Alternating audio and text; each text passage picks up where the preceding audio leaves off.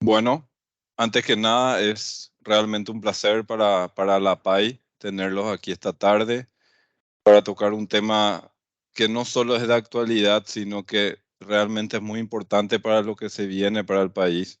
Todos sabemos que estamos tras el grado de inversión hace unos buenos años y uno de los objetivos principales de este gobierno es llegar a ese grado de inversión que por supuesto va a traer como consecuencia mucho más negocios, mucho más demanda de mano de obra, no tanto, no solo de abogados, quise decir, sino que también de personas como por ejemplo Patricia, que la tenemos aquí, que si bien no es abogada, ella está encargada del área de cumplimiento antiguo.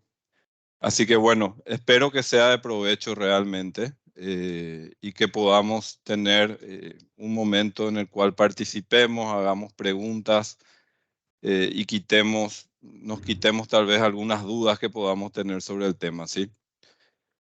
Antes que nada les quiero contar lo que es la PAI. La PAI básicamente surgió como una idea de asociación de abogados internos de empresa, ¿sí? Tenemos varios objetivos, pero entre los principales está hacer esto que estamos haciendo hoy, ¿sí? Tratar de nivelar conocimientos, tratar de que la gente conozca aspectos relevantes que hacen al día a día de las empresas. Somos más de 55 asociados a hoy, realmente un número que no esperábamos tener cuando esta idea surgió en discusiones, tal vez en llamaditas cortas de teléfono. Representamos a más de 40 grandes empresas del país, ¿sí? Muchas multinacionales, muchas grandes empresas o grupos nacionales también. La mayoría de nuestros asociados, es decir, más de 45 de ellos tienen más de 5 años de experiencia trabajando como internos de empresa, lo cual en mayor o menor medida demuestra el grado de capacidad que tenemos dentro de la asociación y una edad promedio de 34 años, ¿sí? Tenemos más de 15 rubros representados, inmobiliario y inversión, viene mucho a lo que es tema de cumplimiento, hoy regulado ya también, cementera, tecnología, fintech, legal tech, telecomunicaciones, construcción, farmacéutico, me está entrando un poquito de eco, distribución, naviera, bancario, es decir, vemos que los principales rubros que mueven el mercado, que mueven la economía del país, recursos renovables, ¿por qué no mencionarlo hoy día tan en boga? Están representados dentro de la PAI. Bueno, ¿por qué elegimos el tema de cumplimiento, de compliance? ¿Sí? Entendemos, como les dije, que es un catalizador del crecimiento económico. ¿Sí? Eh, realmente cuando yo iniciaba hace un poquito más de 10 años mis tareas como abogado interno de empresas, lo primero que me presentaron fue la famosa cláusula anticorrupción, ¿verdad? Muchos interpretábamos en ese momento que era una aplicación extraterritorial tal vez de países como Estados Unidos o como Inglaterra. Y realmente se iban introduciendo a nuestro derecho privado de contratación a través de la voluntad, digamos, la libre voluntad de las partes para establecer sus derechos y obligaciones dentro de un contrato.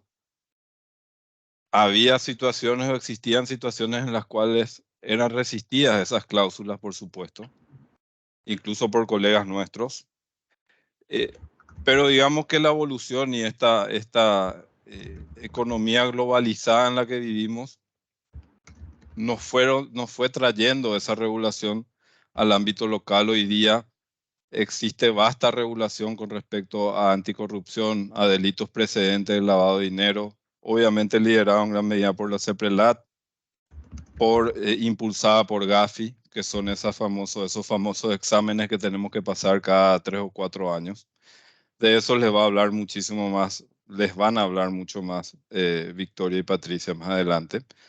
Pero simplemente dejarles el pensamiento de que hoy día toda esta cultura de cumplimiento está totalmente arraigada y que no solamente tenemos que concentrarnos en lo que es antilavado de dinero, sino que también tenemos una rama de cumplimiento que se podría decir que es el género de todo esto, que es el cumplimiento normativo o regulatorio, ¿sí?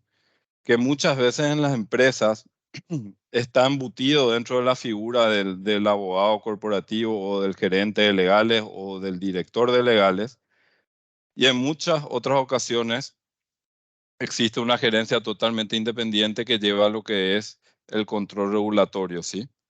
Y por supuesto también luego tenemos el cumplimiento per se, que hay empresas una vez más que lo tienen embutido dentro de la gerencia de la dirección de legales, y hay otras empresas como lo es Tigo, por ejemplo, donde está Patricia, donde es una gerencia totalmente independiente a la de legales y que obviamente por cuestiones regulatorias muchas veces reporta directamente al director general o al CEO, etcétera, ¿sí? La agenda de hoy. Bueno, la idea es realmente, lo más importante es lo último. Formato conversatorio, sus consultas son bienvenidas. Hablamos antes con Patricia y con Victoria. A ellas les encantan las exposiciones en las cuales hay muchísima interacción. La idea es que haya mucha interacción. El conversatorio tiene que ser distendido. Acá venimos todos para compartir experiencias y para tratar de quitar algo positivo para nuestro futuro y el de las empresas a las que asesoramos, ¿sí? Entonces vamos a tener una exposición de Victoria de 30 minutos. Allí ya vamos a tener las interacciones con preguntas y respuestas y luego vendrá la exposición de Patricia, ¿sí? Así que sin más, paso a presentarla a Victoria.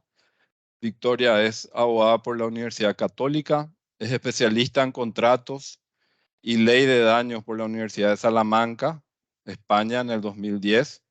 Tiene un LLM en la Harvard Law School en el 2012 y actualmente se desempeña, como socia en Perón y Sosa Telechea Bur y Narvaja. Así que Victoria, te cedo la palabra, te cedo la pantalla. Muchas gracias. Muchas gracias a ustedes por la invitación. Les felicito a los miembros de la Asociación Paraguaya de Abogados In-House por crear este espacio. Creo que, como dijo Ezequiel, a esta altura es sumamente importante contar con un soporte para poder compartir buenas prácticas en un mundo globalizado. Y el estándar que tienen todas las empresas las tenemos que poder compartir para poder avanzar íntegramente.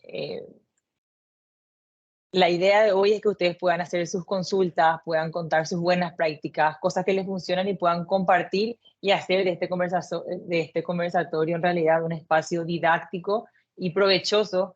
Y la buena noticia es que cuando salgan de acá, si están en la oficina, ya no va a haber el tráfico caótico que hay ahora, entonces van a salir más tranquilos. Dicho eso, mi presentación va a ser sobre cómo buenas prácticas para fortalecer la integridad empresarial.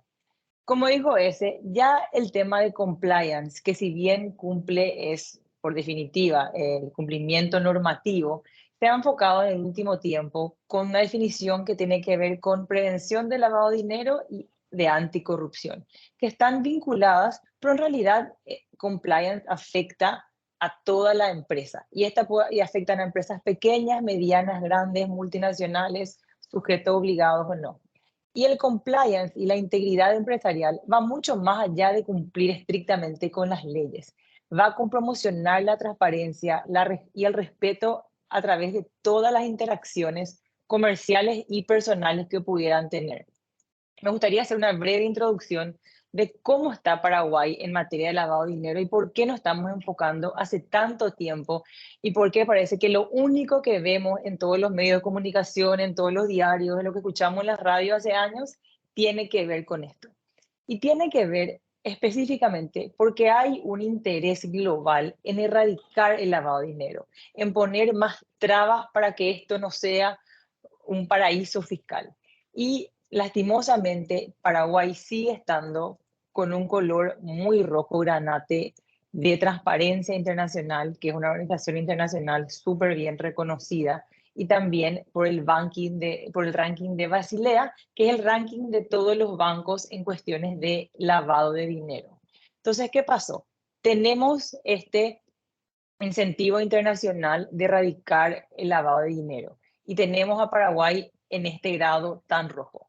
Entonces, como consecuencia, vino el Gafilat a hacer una revisión para ver si Paraguay puede o no estandarizar sus procedimientos y zafar de la famosa lista gris. Paraguay le recibió al Gafi en el 2019 y el Gafi le dio un paquete de 40 recomendaciones que el gobierno paraguayo debía cumplir para no caer en la famosa lista gris que prohíbe todas las inversiones y pone a Paraguay en una situación muy difícil.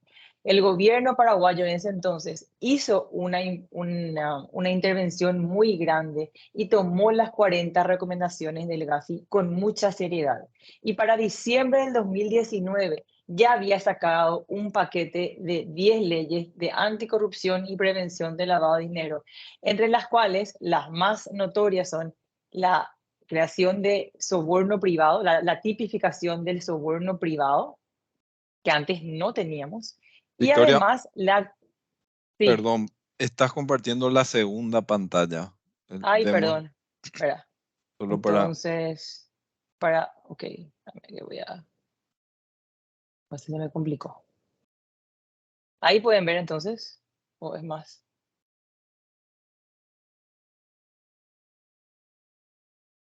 Volvió a compartir la segunda.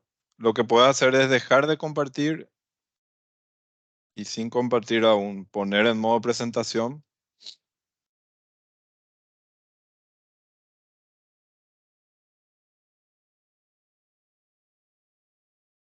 Ahora, ahora está perfecto. Ahora está perfecto, ok. Bueno, entonces, y ahora viene el mapa de Paraguay, ¿sí? ¿Correcto? ¿O qué están viendo? Sí, el mapa de Paraguay, está bien. Está Zona de perfecto. Paraguay, Sí. bueno. Bueno, entonces entre estas 40 recomendaciones, las más conocidas, sobre todo en el ámbito legal, es la creación del registro de beneficiarios finales y la obligatoriedad de presentar eso una vez al año. Eso fue un golazo porque eso ayuda muchísimo a combatir la corrupción, promocionando la transparencia. Entonces, gracias al esfuerzo que hizo el gobierno paraguayo de implementar estas leyes, de darle tanto a la Cenavico como a la CEPRELAT muchísimas más herramientas para actualizar todas sus resoluciones, y gracias a todo el sector privado que se adhirió a todas estas nuevas resoluciones, y por supuesto, gracias al COVID, que en vez de darnos solamente un año para actualizar, nos terminó dando 3, el Paraguay en el 2022 sí pasó la revisión y la evaluación del GAFILAT, con muchísimas observaciones, pero pasamos. Entonces, ese es un buen indicio de que estamos por un buen camino. Es un camino largo, es un camino difícil, porque tenemos que cambiar muchas formas de hacer negocios, muchas culturas. Así también como con todo Ezequiel, hay muchas veces de que la ley está hecha, pero a veces no acompaña la cultura, y ese es el cambio más difícil de hacer. Entonces, ¿cuáles son algunos datos relevantes que son buenos recordar en cuanto al lavado de dinero? El lavado de dinero en sí no es un acto, el lavado de dinero ya es una resolución de un delito precedente. ¿Cuáles son los delitos precedentes más comunes al lavado de dinero? Los delitos fiscales, la falta de presentación de IVA, documentos en blanco, facturas falsas, no tener documentos al día. Por supuesto que la corrupción y el soborno y el tráfico ilícito de ilícitos estupefacientes y el terrorismo y crimen organizado. ¿Cómo se suele dar el lavado de dinero? A través de testaferros, que son los famosos prestanombres, porque si yo soy sujeto de una investigación o tengo algo que me está apuntando, claramente no voy a hacer nada a mi nombre, pero sí le voy a pedir a mi vecino, a mi cuñado, a mi hermana, a mi sobrino que puedan hacer algo a mi nombre. A través de personas jurídicas, por eso que es un beneficio alcanzado el de tener las estructuras jurídicas transparentes, porque antes se hacían mucho, se hacían tan complejas las personas jurídicas que nunca se podía saber quién estaba detrás. Y a través del fraccionamiento o pitufeo. Eso quiere decir de que anteriormente, o cuando nos imaginamos lavado de dinero, nos imaginamos el maletín con el efectivo y los dólares recién impresos que vienen en grandes cantidades. Por supuesto que cuando eso tiene muchas alarmas y todo el mundo se da cuenta, entonces lo que hacen es se fracciona y se mete mucho dinero en pocas cantidades. Y eso se ve a veces en sujetos obligados como inmobiliarias, donde se ofrecen pagos muy pequeños de mucho tiempo. ¿Cuáles son algunos de los productos utilizados? Pueden ser efectivos, pueden ser cuentas bancarias o pueden ser casas de cambio. Y los sectores involucrados son todos los sujetos obligados. Pero además de los sujetos obligados, lo que tenemos que tener en cuenta es de que se pueda cometer este ilícito a través de cualquier otra empresa. Por eso que el webinar de hoy es hablar de buenas prácticas para que cualquiera de las empresas en las que ustedes estén trabajando tenga controles para no estar vinculado a situaciones de corrupción y de lavado de dinero. ¿Por qué? Porque claro, todos los sujetos obligados tienen resoluciones específicas de la CEPRELAT y los bancos y entidades tienen la resolución 70, las inmobiliarias la 201, las automóviles la 196, las organizaciones sin fines de lucro también. Entonces, todas tienen mandatos específicos. Ahora, ¿qué hacen las compañías que no están sujetas? ¿Cómo se cuidan esas compañías? Primero, teniendo en cuenta de que el marco legal general, que es la ley 1015 y sus modificatorias, aplica a todos. Lo mismo con la ley de beneficiario final. Y para el caso específico de la PAI, tenemos la resolución 490 del año 22, que aplica a las organizaciones sin fines de lucro y que dependiendo de cómo se registran, podrían estar categorizadas de forma diferente. Ahora, ¿qué es lo que vino a cambiar esta normativa, esta revisión del GAFI? Vino a cambiar de que tenemos que tener un sistema de prevención de lavado de dinero y de anticorrupción basado en políticas claras y en un enfoque basado en riesgo. Como veo que acá en esta sesión el medio son abogados de 34 años, quizás algunos no recuerden tanto, pero anteriormente, lo único que llamaba la atención para sujetos obligados era cuando un cliente traía más de $10,000 en efectivo y eso no pasaba a través de entidades financieras. Entonces, eso era lo único que tenía que llamar la atención y merecía un reporte de operación sospechosa ante la CEPRELAT. A partir del año 19 y 20, con las modificaciones de las resoluciones, eso cambió y la CEPRELAT pide de que se haga un enfoque basado en riesgo. Es decir, no importa si un cliente, un proveedor o una contraparte mueve $10,000 o más. Lo que importa es que tenga cómo demostrar el origen de ese fondo. Entonces, ¿qué tenemos que hacer nosotros? Victoria, te puedo hacer una Sí, pregunta. claro. El enfoque basado en riesgo, ¿verdad? Este enfoque basado en riesgo, por lo que entiendo que estás exponiendo, aplica tanto para el banco líder de plaza como para una EMPE, digamos, ¿sí? Son Exacto. estas billeteras electrónicas. ¿Hay alguna diferencia en la regulación o la rigurosidad es la misma? ¿Tienen en cuenta el volumen de negocio? ¿Tienen en cuenta el target de clientes? ¿Cómo trabaja en estos temas la CEPRELAT a través de sus regulaciones? Lo que pide el enfoque basado en riesgo es que nosotros podamos conocer quién es la contraparte. Y el riesgo se va a hacer dependiendo de los aspectos que va a tener ese cliente. ¿Cómo nosotros obtenemos la información del riesgo? Pidiéndole la identificación y pidiendo la nacionalidad, pidiendo la residencia, la actividad económica, cuál es el monto transaccional, cuál es el tipo de negocio que va a hacer, cuál es la forma que se va a hacer el negocio, en qué ciudad. Y todo eso tiene una puntuación, porque las empresas deberían tener una matriz de riesgo con una ponderación del riesgo. Entonces, cuando nosotros, y ahora vamos a ver en la parte de identificación, de ya sea del cliente o del proveedor o de la contraparte o el aliado, nosotros tenemos que obtener esa información para poder verificar y darle una valoración. Y ese resultado es el que nos va a dar a nosotros el riesgo que va a tener ese potencial cliente o contraparte o proveedor. Y ahí queda en manos del directorio aceptar o no esos riesgos.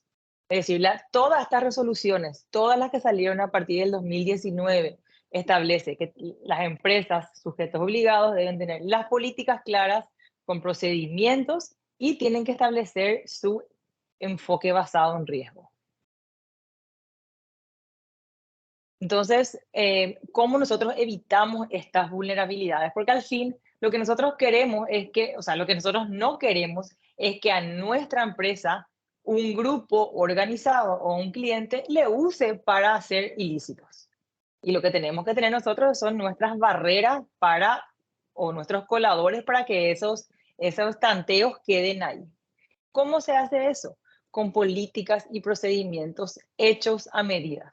Cuando salieron todas estas resoluciones y salió la CEPRELAT con el órgano supervisor, muchísimas personas, entidades, sujetos obligados, desesperadamente salieron a comprar políticas y procedimientos que podían usar y guardar el cajón. Para el caso de que venga la CEPRELAT, les puedan mostrar y esté. Pasó con más de una vez que clientes tenían, no, yo ya tengo todo esto en caso de que venga. Eso lastimosamente no sirve. Nosotros tenemos que poder desarrollar una política dependiendo del rubro, dependiendo de la cantidad de transacciones, de la cantidad de colaboradores, proveedores, sucursales, con un idioma que sea fácil de seguir. Y sobre todo políticas y procedimientos que en realidad cubran la operativa normal de la empresa. Cuando hablamos de cumplimiento, hablamos de continuar la forma de hacer negocios, de vender, de brindar el servicio, de ofrecer el bien que ofrece la empresa, pero agregando ciertos controles nada más. Entonces, por eso es importante tener estas políticas. Y acá en estas políticas está, por supuesto, el código de ética y el de conducta, manual de ética y conducta, código de ética y conducta, manual de selección y proveedor y retención de proveedores, manual de anticorrupción, manual de prevención de lavado de dinero en caso que aplique, procesos de canales de denuncia, reglamentos internos de trabajo y todo lo que sea aplicable al rubro y a la empresa específica. Luego la segunda parte es la ejecución y control. ¿Quién está encargado de ejecutar y de controlar y de velar? ¿Es un encargado de cumplimiento? ¿Es un oficial de cumplimiento? Hay todo un equipo como tiene Tigo que está viendo esto. ¿Quién está viendo si los riesgos que están identificados están actualizados? Tercera parte, capacitaciones continuas. La corrupción y los actos de lavado de dinero son muy dinámicos. Entonces, al ser muy dinámicos, nosotros necesitamos tener capacitaciones continuas, necesitamos ver si es que surgió un riesgo en una empresa, tenemos que ver cómo eso nos aplica en nuestra empresa y qué controles tenemos nosotros. Entonces, las capacitaciones continuas son sumamente importantes. Y por último, es sumamente importante, es algo que voy a hablar al final, de contar con canales de denuncia e investigaciones internas. Lastimosamente, muy pocas empresas en el Paraguay tienen canales de denuncias que son efectivos y son confiables. Y entonces la gente no llama. Además, el paraguayo culturalmente no sabe denunciar, no sabe quejarse, no le gusta, no reclama los derechos que tiene.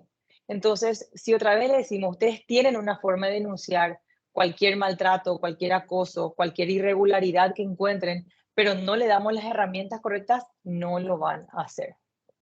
Entonces, Victoria, sí, me permito agregar un ítem ahí, que es adelante. el ejemplo, ¿verdad? Tone at the tops en inglés. Hay compañías que lo hacen muy bien, ¿sí? ¿En qué se basa esto? En que el director general, el CEO, sea el primero en pregonar todas estas políticas de cumplimiento, ¿sí? Con una agenda bien preparada anual de mailings y demás dirigidos a toda la organización. Eso funciona muy bien también, ¿verdad? Sí, por supuesto. La única manera que funcione es cuando el directorio en realidad está a bordo con estos procedimientos. Y ya todas las resoluciones de la CEPRELAT establecen que la responsabilidad recae en el directorio, porque son ellos quienes tienen que poner a disposición de todos los colaboradores los recursos tecnológicos, humanos y materiales para poder cumplir. Entonces, si el directorio en realidad quiere que su empresa esté a un nivel internacional, ellos deben ofrecer y deben tomar de ejemplo, no solamente pregonar, sino ser, como vos decís, los primeros en hacer, en mandar el correo, en hacer capacitaciones y en empaparse de esta situación que les afecta a todos y para bien. Entonces, hablemos de cuáles son las buenas prácticas que podemos implementar para identificar y mitigar todos estos riesgos.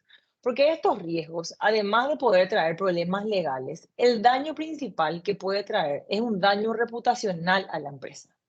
Porque daños legales y terminación de contratos se pueden arreglarse y pueden pasar desapercibidos. Pero cuando nosotros estamos relacionados con personas o empresas y nuestra reputación está dañada o está afectada, eso es muy difícil de recuperar. Y ya quedan en listas de sanciones o ya quedan en periódicos y ya quedan en programas y en software de cumplimiento. Entonces, no debemos llegar a eso. ¿Y cómo hacemos eso? Con el conocimiento, con la transparencia. El proceso de debida diligencia que todos habrán escuchado es sumamente importante. Y la debida diligencia se debe hacer tanto a los clientes como a los proveedores que vamos a contratar, sobre todo aquellos proveedores que por el tipo de rubro que trabajan van a tener interacciones con entidades del gobierno a nombre de la empresa, que son los proveedores que se llaman la legislación americana los terceros intermediarios. ¿Por qué?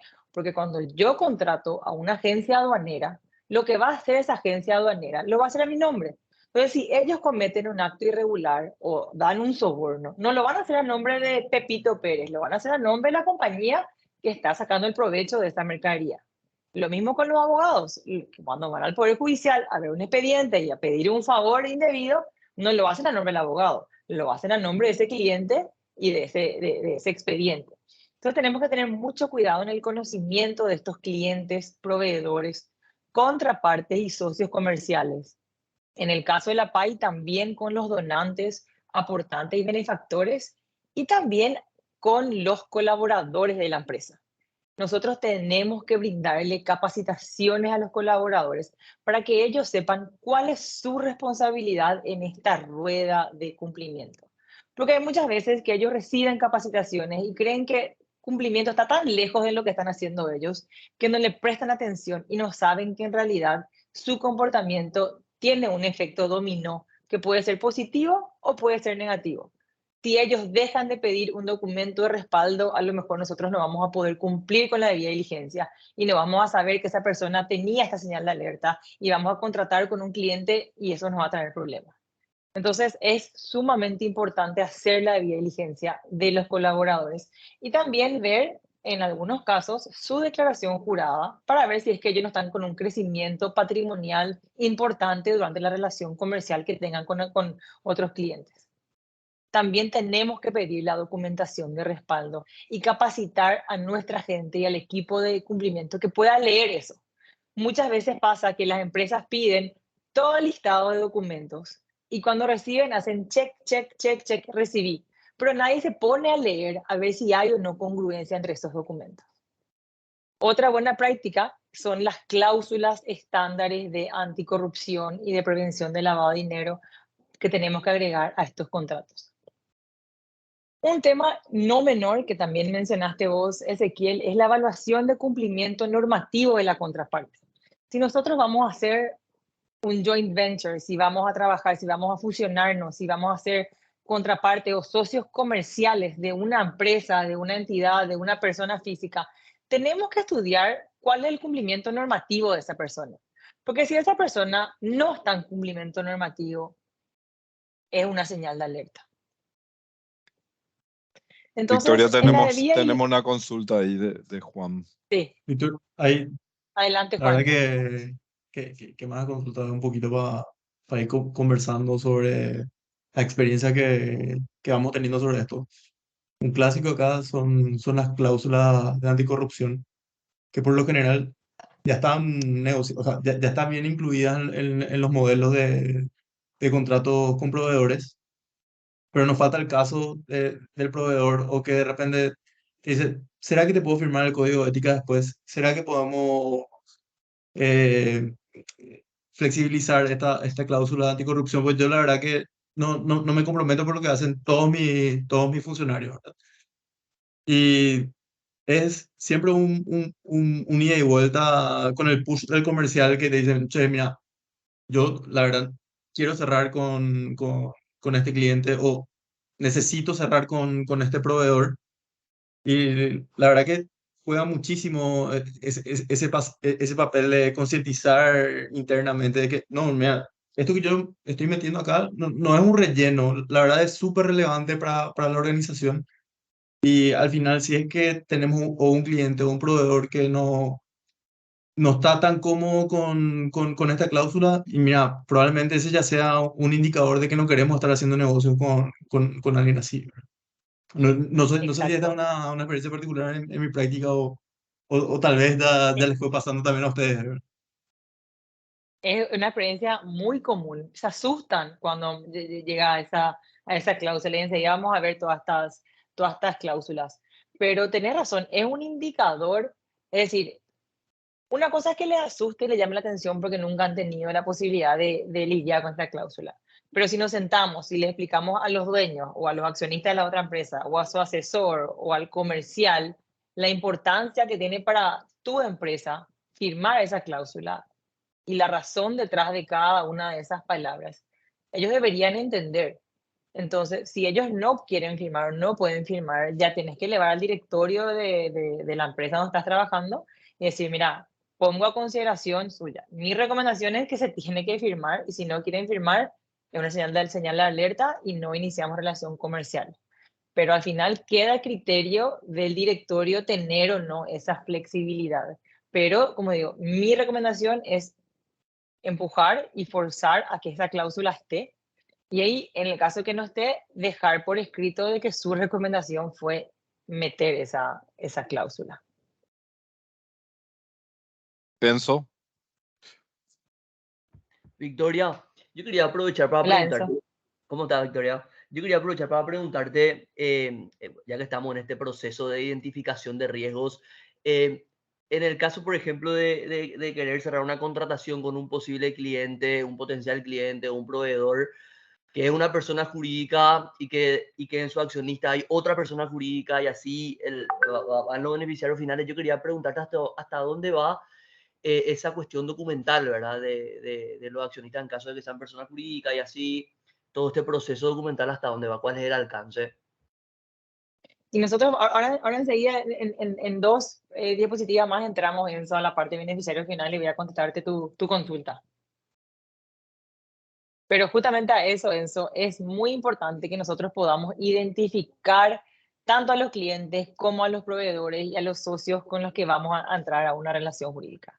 A esta altura, a finales del 2023, con el portal de la abogacía al tesoro, con muchísimos software que existen de cumplimiento y de costos bajos, es muy difícil defender, decir, yo no sabía quién era, yo no sabía que vos estabas metido, yo no sabía que tenía esta señal de alerta. No es que no sabías, no hiciste tu trabajo de debida diligencia. Dicho eso, hay muchísimos casos que nos va a seguir pasando de que podemos hacer toda la debida diligencia y podrían no surgir señales de alerta porque son organizaciones sumamente complejas. Pero ese es un caso que decimos, mira, yo hice todo mi trabajo, hice la identificación, verificación, monitoreo, revisión en listas y no encontré nada. Ahora, muy distinto es decir, yo hice ligeramente en mi trabajo de debida diligencia y ahí entonces tuvimos este riesgo. Entonces, ¿qué le pedimos nosotros mínimamente a las Victoria, personas? tenemos Ya una sean, persona más antes de sí, adelante. Luis. Sí, ¿qué tal, Victoria? ¿Cómo estás? Tengo una Muy consulta. bien, Qué suerte. adelante. En un caso de evidente, digamos, una evidente cuestión de posible hecho de lavado, ¿qué puede hacer, qué medidas puede tomar un sujeto no obligado, pero que sabe que es una cuestión que debe o debería ser reportada? ¿Existe algún tipo de canal o qué es lo que se recomienda en esos casos? Y nosotros hemos tocado la puerta de la CEPRELAT en esos casos también, es decir, hicimos una consulta por correo electrónico diciendo no somos sujetos obligados, pero sí tenemos sospecha cuál es el canal seguro para poder reportar. Porque el beneficio que tienen los sujetos obligados es que tienen acceso al ROS web para poder tener un contacto directo, confidencial y fluido. Y eso no tienen las empresas que no son sujetos obligados. Pero en este caso en específico, Luis, nosotros contactamos con ellos, les pedimos que nos pasen el formato para poder hacer esta, no sé, denuncia, esta presentación y mantener el sigilo, porque eso es lo importante. Entonces podemos hablar después de eso y te voy comentando cómo habíamos hecho en ese caso. Porque lo que nuestra contribución es tirar toda esta información o todas estas alertas al mundo de la unidad de inteligencia financiera para que ellos vayan cachando y vayan armando ciertas redes y después más adelante puedan encontrar información. Entonces, continuamos con la parte de la identificación, que esto, como dije, es muy importante, porque cuando nosotros le pedimos al potencial cliente, proveedor, y voy a decir cliente, pero se refiere a todos para no ser repetitiva, la nacionalidad es importante, porque tiene una calificación ser paraguayo que ser argentino. Tiene una calificación vivir en Asunción que vivir en Pedro Juan Caballero. Tiene una calificación ser dueño de una casa de cambio que ser, y ser aduanero que ser maestro y tener un sueldo fijo. Tiene una calificación ser asalariado y no ser asalariado. Y eso es muy importante porque también en la parte de ingresos, si alguien es asalariado y gana 10 millones todos los meses, es diferente a no ser asalariado y después tener una chacrita, tener una zafra y que entre $500,000 de la noche a la mañana. Lo mismo pedimos la información para las personas jurídicas. Ahora, cuando pedimos información, también tenemos que tener un espacio para una declaración jurada, porque no somos la FBI, no somos la CIA. Aunque nos brinden toda esta información, muchísimas veces no vamos a tener posibilidad, porque en Paraguay no está todo digitalizado, de saber quién está detrás de esa persona física o si es que la despensa que dice que tiene existe o no existe.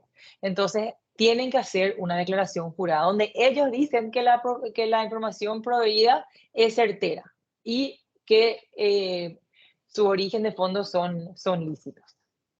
Una vez que entregan ellos esa información, es responsabilidad de la empresa hacer la verificación, hacer las búsquedas en Internet, búsquedas en diarios, validar la congruencia de la información proporcionada. Si dice que es abogado, pero trae IVA de una bodega, entender por qué está pasando eso.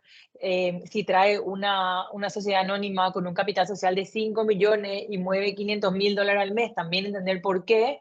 Además de buscar informaciones en listas de sanciones de la empresa y pedir información y llegar al beneficiario final, que es lo que habías preguntado, Enzo. Llegar al beneficiario final es una obligación y es uno de los temas más señalados por el Gafilat. Porque el Gafilat en la evaluación dijo, sí, en Paraguay se está buscando beneficiario final, pero la gente se queda a un primer nivel. Es decir, si yo digo, tengo una empresa que se llama Azul S.A., y me dan 2 beneficiarios finales, que son 2 personas jurídicas, muchas veces eso ya queda como presentado. Y en realidad nosotros tenemos que llegar a las personas físicas que ostente al mes más del 10% del paquete accionario o tenga el control del 25%. Claro que cuando detrás de estas empresas estén, son empresas que comercialicen en bolsa y sean difíciles de llegar y ellos pueden demostrar eso, sí es suficiente contar con el responsable o el asesor legal que tenga poder para presentar esa compañía. Pero también tenemos que ver caso por caso. Pero como la presentación del beneficiario final es una obligación y todas las empresas la deben hacer al menos una vez al año, cuando ustedes piden información de beneficiario final, ellos deberían poder reenviarle en 10 segundos. Por último, la tercera etapa que tenemos que tener en cuenta de la vía de diligencia es el monitoreo. ¿Por qué? Porque nosotros tenemos que mantener el conocimiento de esa persona durante la relación comercial. Porque la vía de diligencia es como una foto. Si me quitan una foto hoy a mí, van a ver que soy abogada, que gano esto, que vivo en Fernando La Mora, que está bien, pasé todas las pruebas. Pero en 6 meses eso puede cambiar. Y tienen que tener sistemas de actualización de esa información, porque si surge algo, si salgo en el diario con alguna noticia negativa, ustedes tienen la obligación de reportar en casos de sujetos obligados o de evaluar con el sistema, con su encargado de cumplimiento en caso que no lo sea. Entonces, eso en cuanto a debida diligencia. Tenemos que hacer la debida diligencia bien, de punta a punta. Ahora, Victoria, tenemos Una interacción, un pedido de interacción Sí. de José. Adelante, José. Hola, hola, bueno. Hola Victoria, ¿cómo estás? ¿Qué tal, Mira, José? te iba a hablar sobre los beneficiarios finales, después también me enganché con el monitoreo y hablo del punto de vista de nuestra experiencia. Nosotros tratamos de recomendar a los comerciales que cuando a nosotros se nos da, hablo por Prosegur, se nos da la particularidad de ser clientes y proveedores de otros sujetos obligados, como son todos los bancos y financieras, ¿verdad? Entonces, pasa muchas veces que el área de cumplimiento del banco actúa en forma unilateral o viene ya te emplaza para que cumplas con nosotros, en este caso como proveedores, con una serie de requisitos, y nosotros también por nuestro lado tenemos nuestra reglamentación específica de la CEPRELAT como transportadora de caudales, y lo que hacemos es una recomendación de decir, bueno, hagamos un canje, si el banco te está retrasando en la documentación de él como identificador, digamos, en la relación directa, y después llega el momento que él tiene la necesidad también de recabar nuestra información, bueno, entonces hagamos ahí un canje, ya que también nosotros tenemos un oficial de cumplimiento, ellos también, y es como que encontramos la vuelta para aprovechar esa necesidad mutua, ¿sí? Eso como buena práctica. Y después, en cuanto a los beneficiarios finales, yo veo que hay una laguna ahí en nuestra legislación con respecto a los cotizantes extranjeros, en donde a mí me preguntan siempre, ¿quién es el dueño de Prosegur? ¿Un argentino? ¿Es una empresa de seguro? Prosegur está hace 45 años en Paraguay, hay gente que piensa que es una empresa de seguro. No, una empresa que cotiza en la Bolsa de Madrid, de Barcelona, tiene 317 sociedades por encima de la última que aparece en Paraguay, y cuesta, y hay veces que por economía de tiempo y esfuerzo, tratan de, bueno, pone nomás que tu beneficiario final es tu director, porque el inciso X de la reglamentación te dice lo que al final, si no se puede identificar, que sea nomás tu director. ¿Por qué pasa? Tu director es un empleado más, no es un accionista. Tu Sí, es el director. Tu representante director legal, a su sí. vez, entonces, él no tiene el control de ese requisito que requiere, que impone a su vez definir como beneficiario final, pero quedó como algo, como una solución paliativa, decir nomás, porque no vamos a estar indagando a tu sociedad cotizante de Madrid. Pero me parece que eso le pasa también a otras empresas. Entonces quería nomás Sí. y significar esos dos puntos. ¿Sí? Sí, Gracias. cierto. Y ahí la otra cosa que tenemos, José, es de que por una parte nosotros queremos ofrecer la información, pero por otro lado también están sujetos obligados como los bancos, que tienen una discrecionalidad absoluta en pedir documentos y decidir la apertura o no de la cuenta o trabas o no, dependiendo de tu respuesta. Entonces tuvimos un caso también justamente con un cliente que cotizaba y que le daba esta información, el banco le decía, no, quiero llegar al beneficiario final. Y no podían llegar. Entonces, en ese caso, lo que hicimos y lo que te recomiendo que hagas es que hagas una consulta vinculante a la Dirección General de Personas Jurídicas, Estructura y Beneficiario Final, y presentes el caso y que ellos tengan respuesta. Y eso vos tengas, y cuando te piden beneficiario final, vos digas, mira, los beneficiarios finales de Prosegur, según es esto. Y ya puedas mandarle a todo el mundo. Porque en las lagunas es lo único que funciona. Sí, y esto cuesta cuando son empresas como multinacionales, así como varios colegas que están aquí, cuesta después hablar con tu matriz, pues dice, pero oye, pero si cotizamos en bolsa, y eso no tenemos que presentarla a nadie, ¿verdad? Entonces, Exacto. ¿y qué pasa en Paraguay? Y viene a ser un issue ese tema, pero gracias. ¿Sí? Es una opción. Sí, pero sí, la opción es hacer una consulta que ellos te respondan que cotiza en bolsa y que se puede presentar esta información y con eso ya está. Nos pasó con muchísimos bancos. Creo que hubo y con esto termino, hubo una interacción hace un par de años que hicimos, pero nos respondieron diciendo que sí, siempre y cuando se cotice otra vez en bolsa paraguaya, o sea, no se cerró otra vez. No. Nosotros ya tuvimos una con bolsas internacionales también. Bueno, Dieron muchas vueltas, pero funcionó. vamos Solo que a son poner 4 tarea. funcionarios que están ahí para 35.000 empresas, así que paciencia. Buen dato. Bueno, ya está. Gracias. Victoria. Bueno, en cuanto a las... Sí, ya estamos contra tiempo, ¿verdad? No, sí, acá Patricia me está avisando que tiene una urgencia 20 y 15. Ya que estamos en un ambiente de informalidad, ¿será que podemos cortar acá? Entra Sí, Patricia y luego vos retomás, por no hay favor. problema. De lo contrario tendríamos que reagendar y eso ya complica bastante. Adelante, Pati. Bueno, yo antes que nada voy a presentarles a Patricia. Patricia es ingeniera industrial de profesión, tiene experiencia en procesos y auditorías, Estuvo 10 años en áreas de recursos humanos y desde hace 6 años lidera el área de ética y cumplimiento en Tigo Paraguay. Muchas gracias, Patricia. Te cedo la palabra a la pantalla. Adelante, por favor. Ay, muchísimas gracias, gracias por invitarme. Gracias, Victoria. Perdón por la interrupción, pero realmente estoy un poco comprometida con el tiempo. A ver. Ya comparto acá está. Bueno, realmente mi idea también era dar un poquito de ideas prácticas a partir de lo que Victoria iba compartiendo, pero hay un tema que me parece muy relevante, bastante reciente, que tiene que ver con todo esto de ponernos, digamos, no solamente bajo una mirada de regulación local que, como mencionaba Victoria, está muy avanzada con todo lo que se hizo con Gafi. Realmente eso nos ayudó a impulsar mucho este trabajo realmente de compliance y de prevención que hacemos en el día a día. Pero todavía nos falta, ¿verdad? Todavía nos falta mucho, nos falta entender que hay cosas que dentro de la regulación extraterritorial nos pueden llegar a afectar directa o indirectamente. Y hago un poco una introducción porque para tratar de entender de dónde viene y por qué compliance está metido en todo esto, ¿verdad? Lo interesante de compliance es que es transversal a cualquier tipo de organización.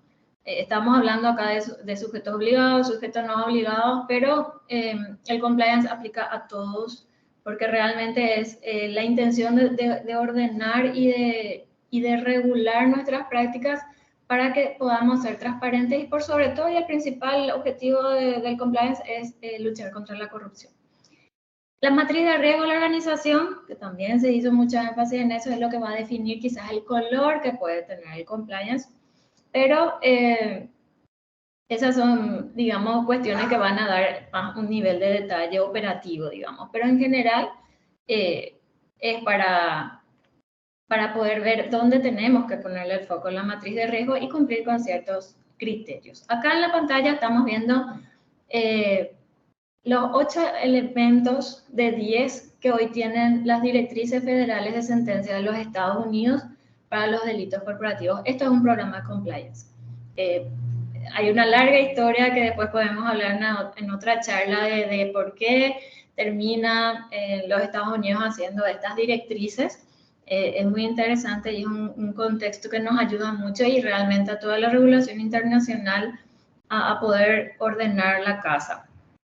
Estos 8 elementos que vemos acá son monitoreados en este aspecto. Lo que faltaría explícitamente acá para completar los 10 es la organización de compliance en la estructura organizacional, que eso también es muy debatible dónde está. Como decía Ezequiel, hay veces que reporta al CEO, hay veces que está como un elemento complementario en un área legal, en un área de asuntos corporativos, pero lo importante es que la función tenga autoridad y esté firmemente implementada en la organización. Y la otra arista que faltaría aquí en estos elementos es la parte de adquisiciones e integraciones corporativas, que son elementos de riesgo muy importantes. Lo que quiero mencionar y hacer énfasis es que el compliance es realmente confianza, es una herramienta de mitigación y se basa en la normativa del FCPA, ¿verdad? La Ley de Prácticas Corruptas en el Extranjero.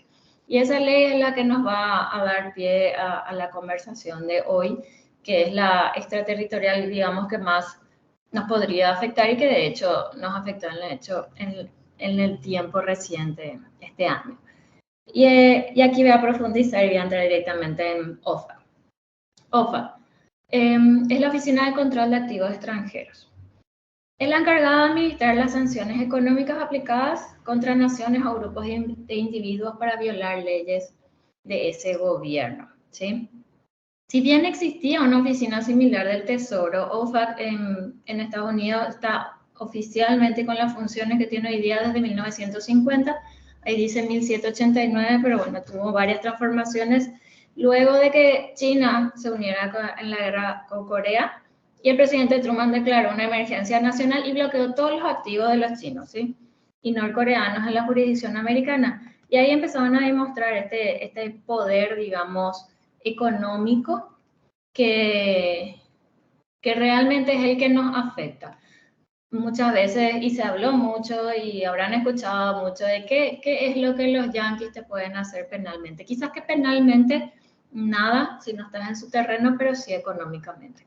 Y ahí es donde entramos en el tema de la jurisdicción y es importante conocer todos los alcances de la jurisdicción y los programas, ¿sí? Para entender OFAC hay que entender dos cosas, la jurisdicción y los programas de sanciones que tienen.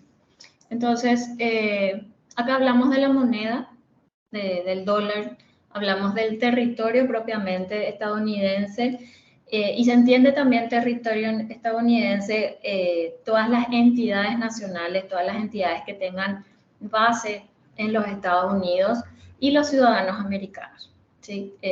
Sea en la parte del mundo donde estén. Todos estos elementos tienen el tremendo alcance económico, como estábamos mencionando, por lo cual a mí me resulta súper inteligente usar estos elementos ante la limitante de poder actuar quizás directamente contra estos sujetos en un aspecto penal. Indirectamente resulta, y como vieron en los eventos de este año, realmente se movió nuestra economía porque afectó a un grupo empresarial muy importante para nuestra economía. Entonces, también les decía que es importante entender los programas de sanciones, porque hay programas y programas. Acá cito todos los programas, no es para que los lean y los memoricemos todos, pero es muy importante conocerlos porque hay sanciones dirigidas a países y es muy importante entender que las sanciones dirigidas a países nos pueden llegar a afectar indirectamente. Si nosotros, por ejemplo, transaccionamos con una empresa de Cuba, ¿sí? Podríamos llegar a tener restricciones, inclusive bancarias, para poder efectuar pagos o demás, y eso como una acción indirecta nos podría afectar también operativamente después en otros aspectos o relaciones con empresas que estén dentro del alcance territorial de los Estados Unidos, como estábamos hablando. Entonces, estas sanciones son muy importantes y es muy importante conocer cuáles son los países sancionados y evaluar profundamente en nuestra matriz de riesgo cómo va a ser tener relaciones comerciales con empresas o ciudadanos de dichos países. Bueno, el programa de sanciones, sí. Patricia, sí, acá solamente entran las famosas cláusulas anti-boicot, ¿verdad? Yo, por ejemplo, estoy en el rubro del transporte. Sí. Yo recibo una carga que transbordó en Montevideo, imagínense, de fertilizante, materia prima para fertilizante para el agronegocio. Esa carga, si vino de Ucrania o Rusia, por ejemplo, que son, por lo general, pueden ser lugares de origen de estas cargas, directamente nosotros como empresa cotizante en la bolsa de Estados Unidos y por ende nos alcanzan estas leyes, no podemos transportarlas. Y ahí no hay comercial que llame, no hay CEO que llame, no hay nadie que llame que pueda revertir esa situación. O sea, son reglas, como vos decís, tal vez se imponen extraterritorialmente, pero desde un punto de vista más financiero, digamos, y por las repercusiones que podría llegar a tener no atender este tipo de limitantes, ¿verdad? Tal cual, es súper importante. Y es súper importante conocer también que existen excepciones. Las excepciones son mínimas, pero se manejan para ciertos criterios. Si alguno estuvo afectado con las últimas sanciones de OFAC o tuvo que hacer averiguaciones, mucha gente recomendaba escribir a OFAC y pedir recomendaciones, sugerencias. Ellos son muy cortos, muy breves. Hay guías en la página OFAC también de las N excepciones o situaciones que se pueden dar. Pero las excepciones hay que tomarlas con precaución y con cuidado y entenderlas súper bien.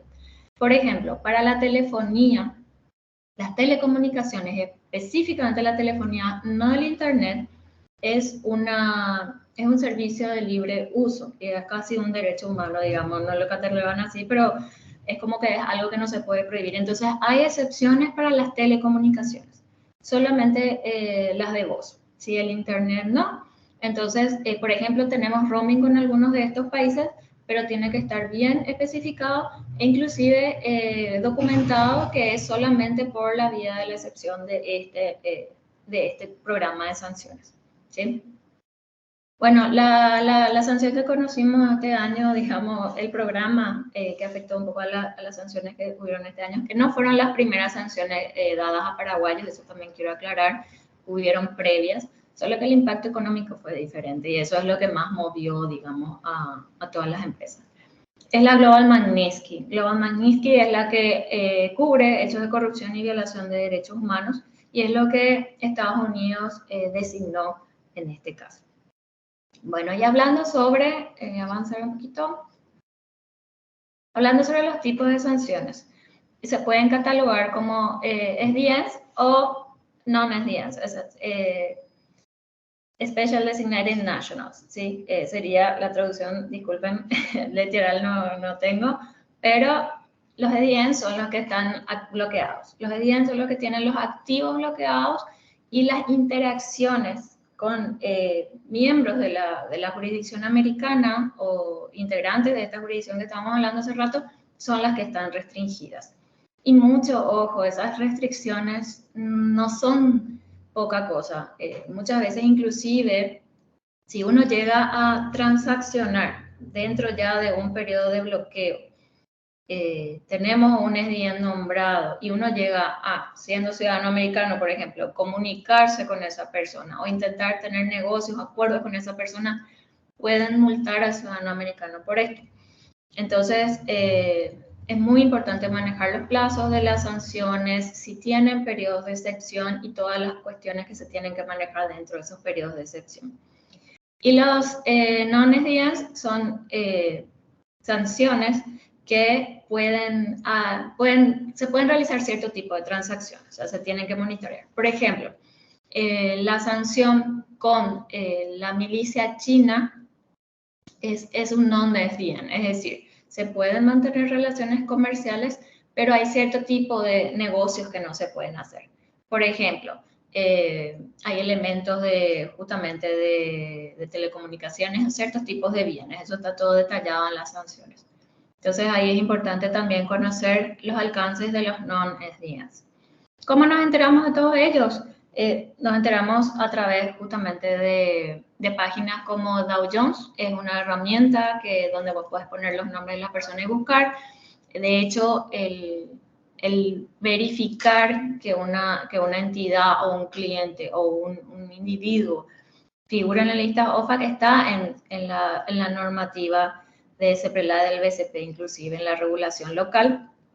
Y los sujetos obligados están obligados, valga la redundancia, a reportar cuando les aparece un cliente o un proveedor en esta lista de sanciones. El proveedor yo abarco, realmente CEPRELA además está muy enfocada a las transacciones en general, pero si no no sos sujeto obligado, igual es muy importante que las empresas evalúen este tipo de monitoreos, porque a la larga puede pasar que tengas que cortar relaciones comerciales o verte involucrado en situaciones que no pueden revertirse porque por ahí las cláusulas no están bien redactadas.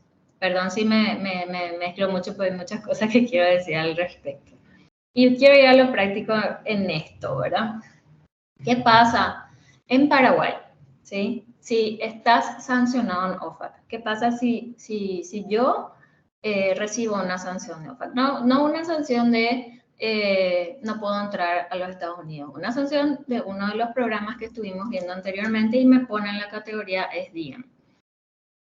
Y acá quiero escuchar un poquito sus comentarios. ¿Podemos abrir cuentas bancarias con lo poco que se pudo entender de lo que dije hasta ahora? ¿Alguien que sepa esto? ¿Ya haya pasado? Tenemos unos cuantos exponentes bancarios que pueden ayudarnos. Bueno, básicamente sé que no pueden y no pueden porque van a estar relacionados con una persona o una entidad que figura en la lista de sanciones y que ustedes tienen que haber reportado a la CEPRELA. ¿Qué pasa? La CEPRELA en sus normativas no dice deja de operar, pero en tu concepto de evaluación de riesgos, en tu gestión de riesgos, Ahí es donde la política de la empresa tiene que definirse. Y también, pero sí sabemos que por jurisdicción transaccionar en moneda dólar sí está prohibido. Entonces, ahí empiezan a aparecer los tipos de restricciones y ahí es quizás donde hubieron muchas dudas, idas y vueltas de qué hacemos con estos clientes o con estos proveedores. Pero el problema es, la segunda pregunta, ¿podés operar en dólares? No. Al ser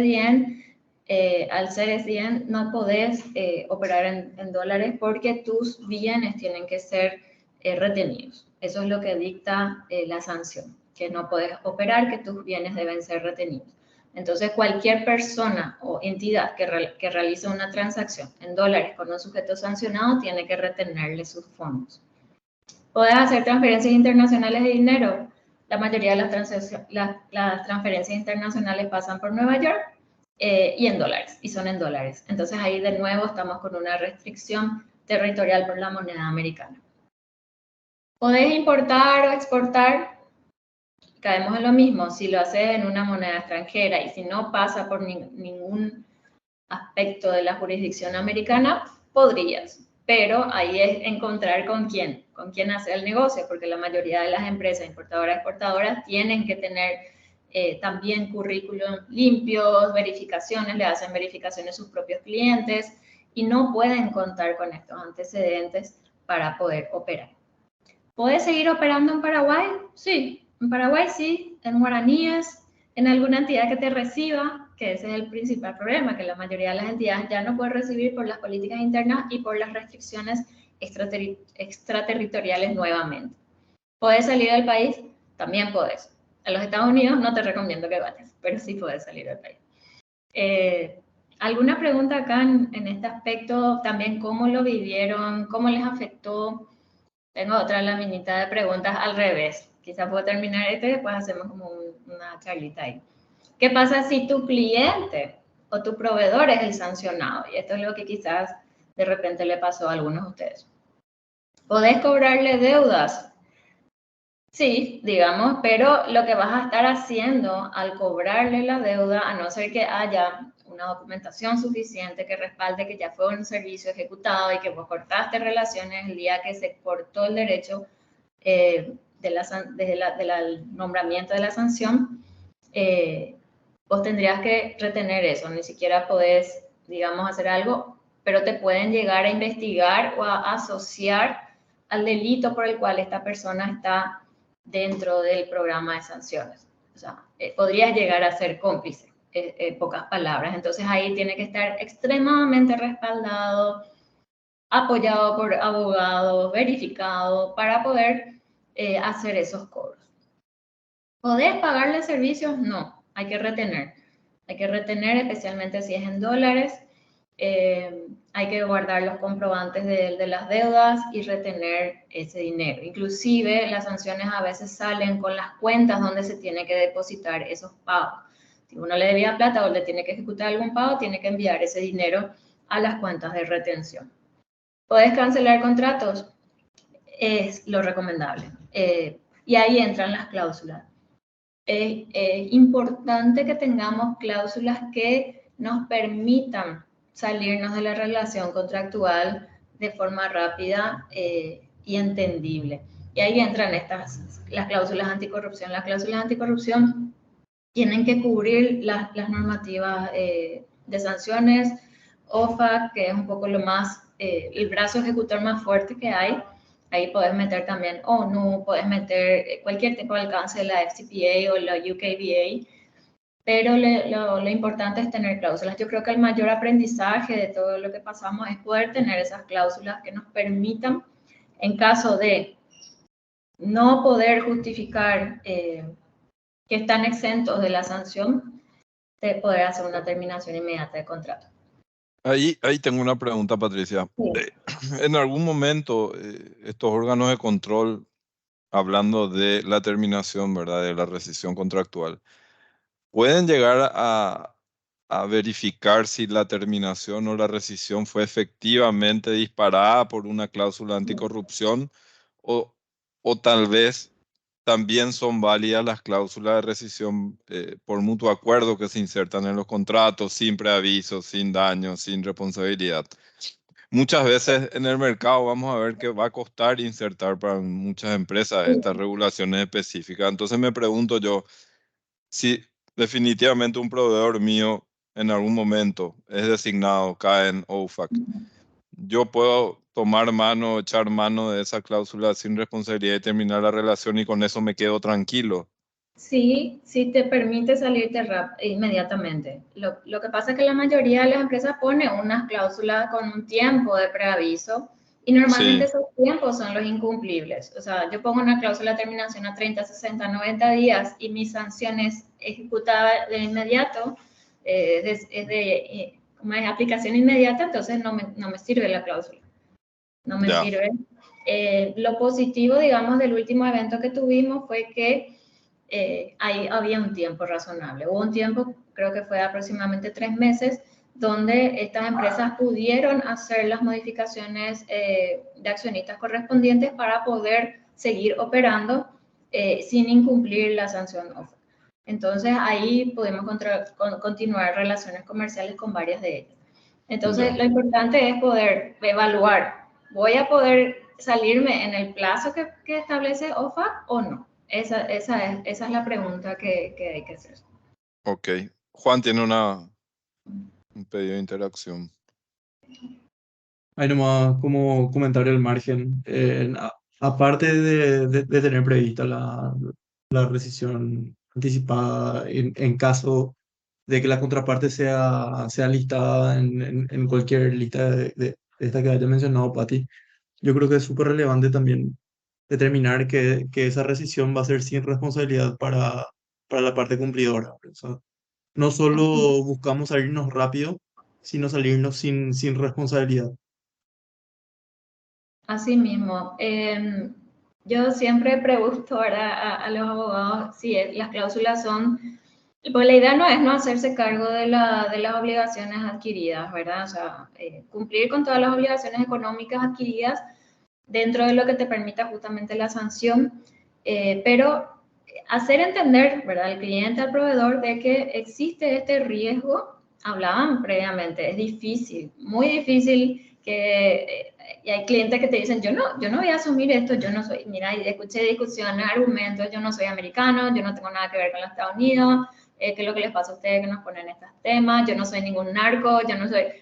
Y la respuesta siempre es, yo no sé quién sos.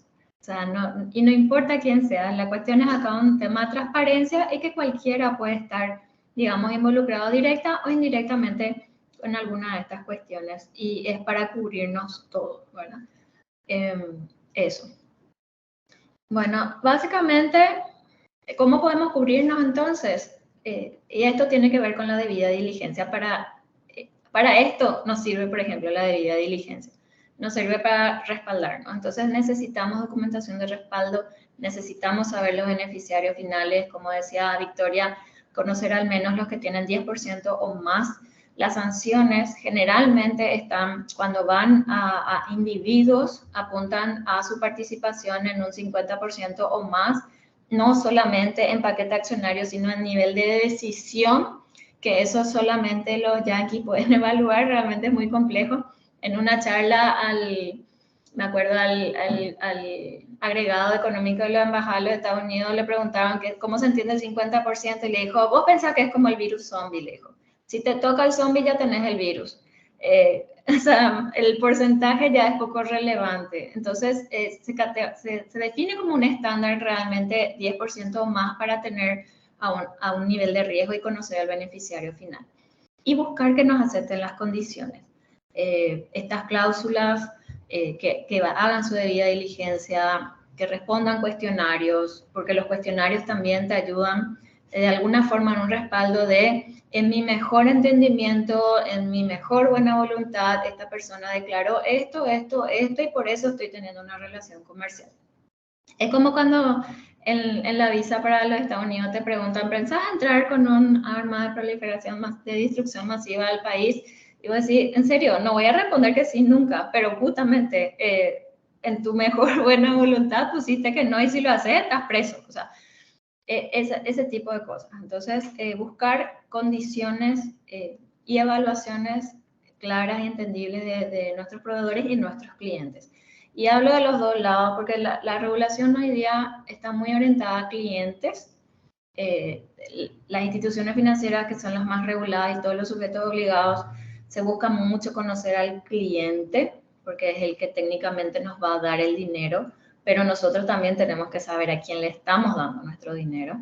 Entonces es muy importante tener las dos partes conocidas y monitoreadas. Y salir cuando las papas queman, ¿verdad? Tener esa cláusula de salida. Y para cerrar un poco lo que es OFAC, el objetivo principal es protegernos para continuar y minimizar el impacto en el negocio. Lastimosamente no podemos ignorar OFAC, esa pregunta no respondí, que era la última que estaba ahí, de si podemos ignorar OFAC. Los hechos nos dicen que no, y ningún programa de sanciones en general.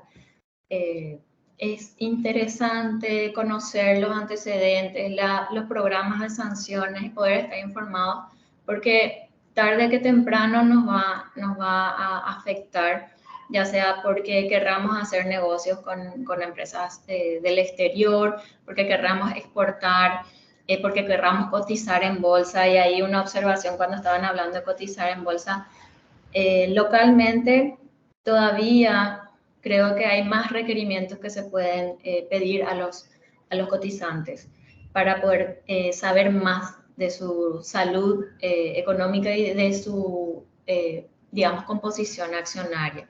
Se pueden pedir más cosas para poder estar más seguros, porque finalmente uno dice, la bolsa tiene que ser segura, ¿verdad?, para invertir en ella. Por eso también en los Estados Unidos salieron todas estas leyes, porque el mercado económico estaba siendo afectado por malas prácticas. Entonces necesitamos tener regulación para entre todos cubrirnos de poder hacer negocios correctos, poder tener inversiones seguras y por supuesto para que el país crezca en todos estos aspectos, ¿verdad? En el económico, político, social, inclusive que podamos sacarnos ese color rojito, ¿verdad? De transparencia internacional que nos estaba mostrando Victoria. Hasta acá llego ese. Tenía más, Bueno, pero... Muchísimas gracias, Patricia. De seguro vamos a tener una segunda sesión con ambas, así que vamos a darnos un descanso ahora, enero y febrero, y probablemente las vamos a volver a molestar. Así que bueno, volvemos con Victoria. Gracias a todos, ¿eh? Un gusto y disculpen. Gracias, Pati. Buenísima tu presentación y muy importante que lo hayas hecho en ese momento, porque da mucha continuidad y soporte a lo que estamos trabajando nosotros del otro lado. Fantástico. Gracias. Gracias, Patricia. Muchas gracias.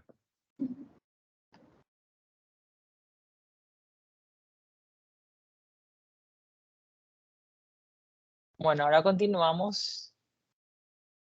Ahí.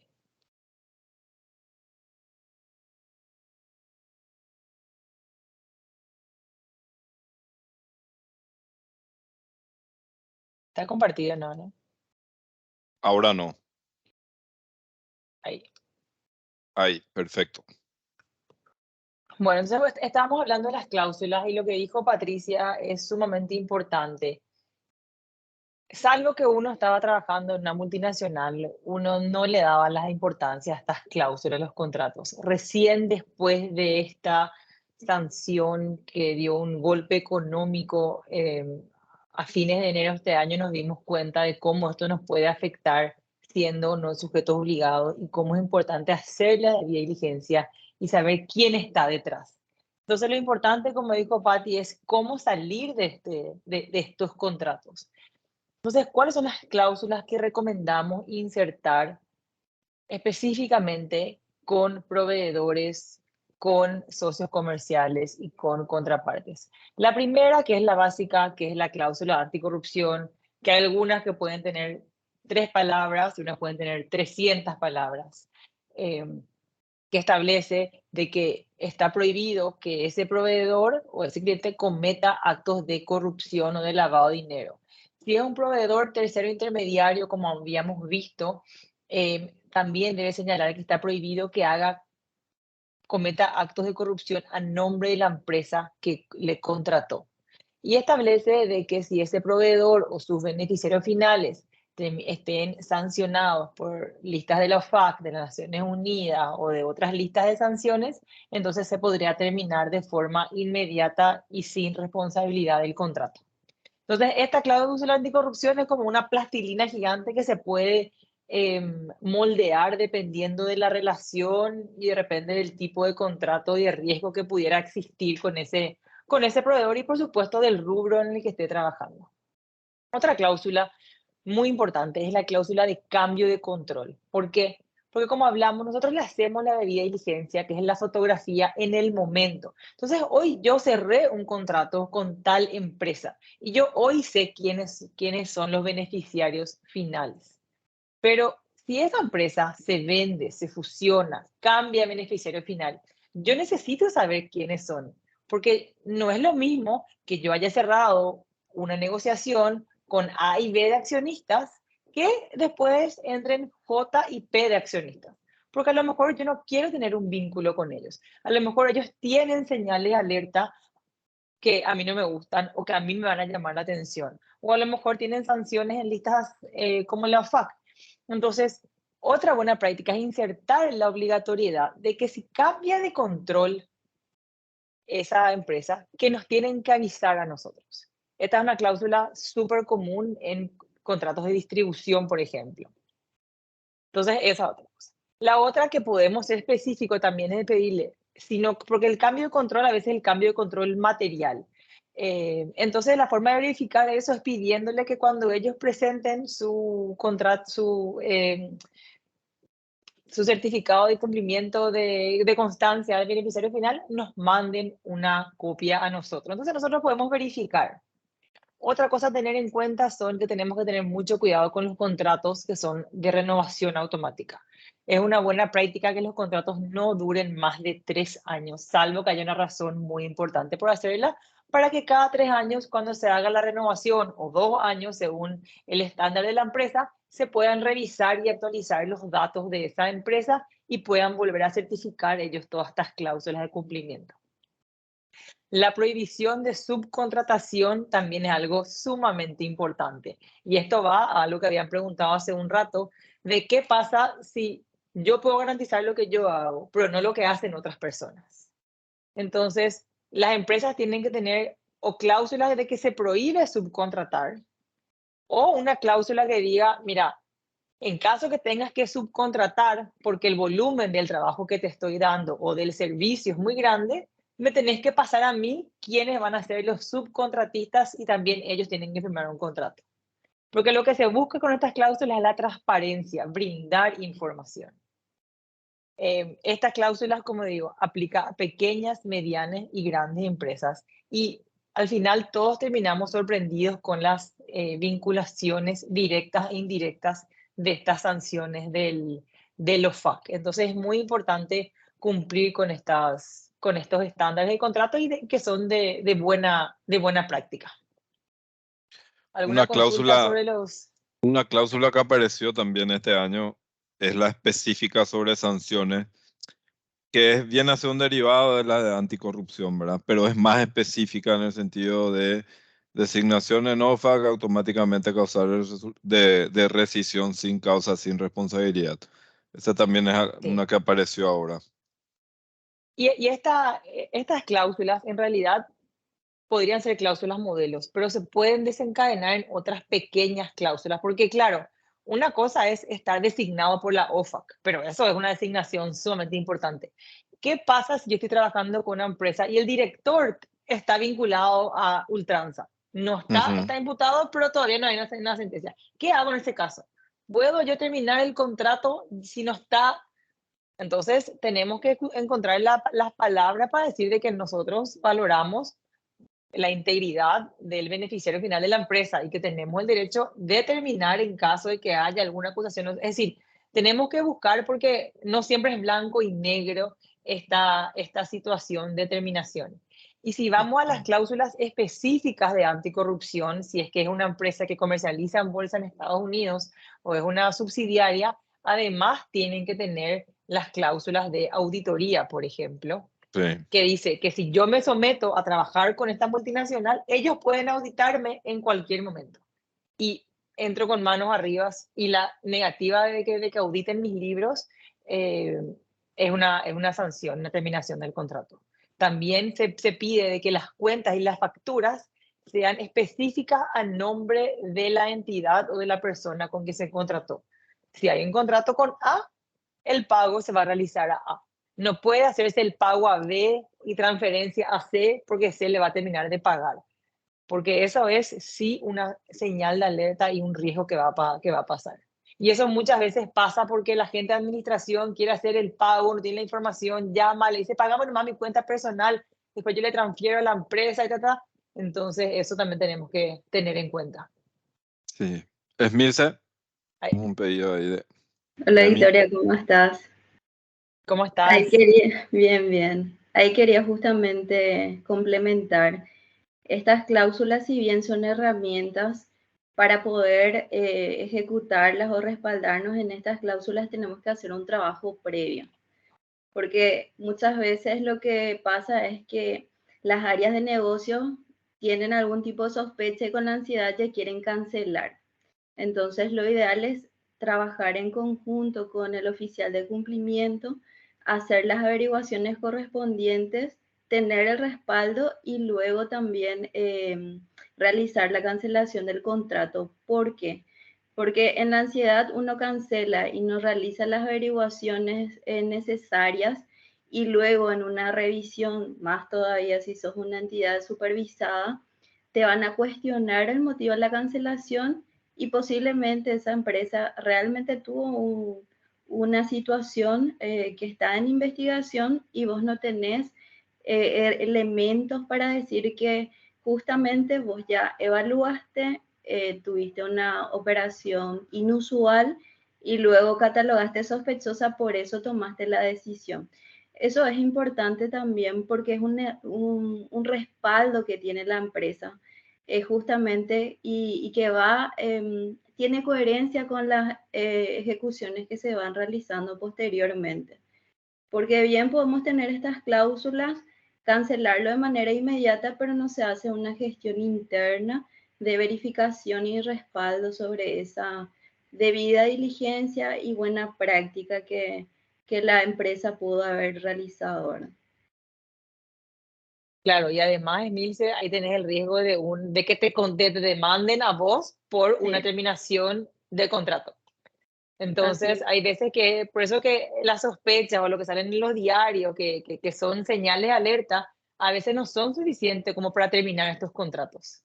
Entonces, tenemos que analizar, estudiar bien y ver si hay méritos. Y ha pasado con más de un cliente con que trabajo que al final hay señales de alerta, pero en realidad no se terminó el contrato por eso, sino porque se atrasaron 2 pagos. Entonces se usó una condición que ya estaba fijada en el contrato de una terminación automática por falta de 2 pagos de seguido, por ejemplo. Entonces se buscan otras herramientas, porque hasta que haya una sentencia firme, a veces que no se puede terminar un contrato.